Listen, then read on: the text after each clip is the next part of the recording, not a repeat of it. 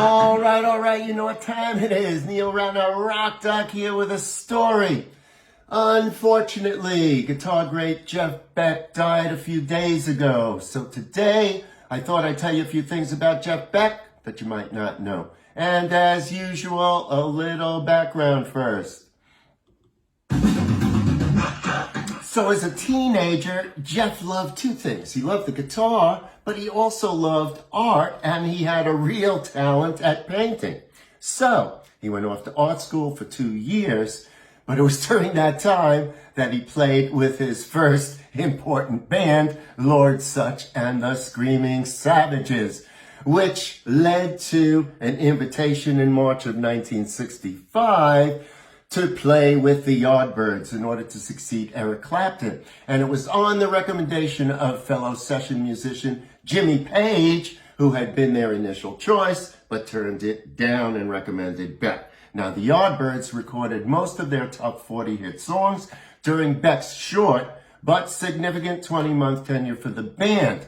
He only did one album with them. It was called in the States Over, Under, Sideways, Down. Check it out. Some incredibly great guitar playing on that album. Now, Beck saw Jimi Hendrix shortly after he arrived in London. And according to Jeff, it was probably one of the first shows he did in London. It was in a tiny downstairs club in Queensgate. It was a fashion club, mostly girls, 18 to 25, all dolled up, hats and all. Jimmy wasn't known then. He came on and I went, oh my God.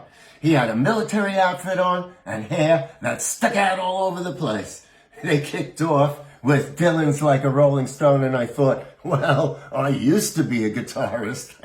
Now, a few years later in 1968, when the Jeff Beck group was playing my old boss Steve Paul's club, The Scene in New York City, which was an amazing club, Jimmy was there, and Hendrix loved The Scene and was a regular fixture at The Scene. And according to Jeff, we did 6 nights in a row there in June of 68. The initial gig that broke us in America was at the Fillmore East with the Dead.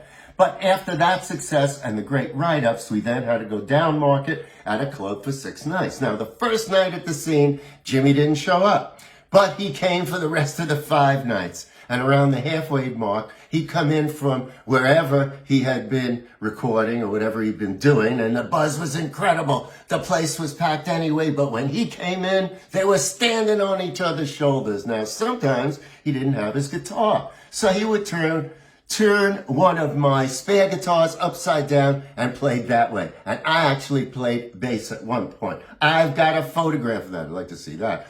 Thank God someone took a picture, because there's hardly any record of those goings on. All right, now. So believe it or not, back in the 90s, Jeff was getting bored with music and almost quit. And then he met guitarist Jennifer Batten. Now, if you don't know who she is, Google her. She's one of the best female guitarists out there, and I became familiar with Batten when she toured with my old friend Michael Jackson. Batten turned Beck onto electronica and collaborated with him on the album Who Else? The album also marked Beck's first collaboration with a female musician in touring, writing, and recording, as well as the first time he had worked with another guitarist on his own material since playing in the Yardbirds. Now, I'm going to end with a statement Beck made about his guitar playing. I've always liked to play melodically. Otherwise, there's nothing there, just an ugly sound. Listen to the great guitarists of the 50s. They didn't do that nasty sort of individual distortion. They played musical compositions as solos. Scotty Moore, Cliff Gallup, Django Reinhardt. There wasn't a bad note in any of those solos. I listened to that, and I stayed with those rules. You sure did, Jeff Beck. Rest in peace. The late, great Jeff Beck. So, yeah, that's my story. Hope you enjoyed it. I'll have more stories as the weekend goes on.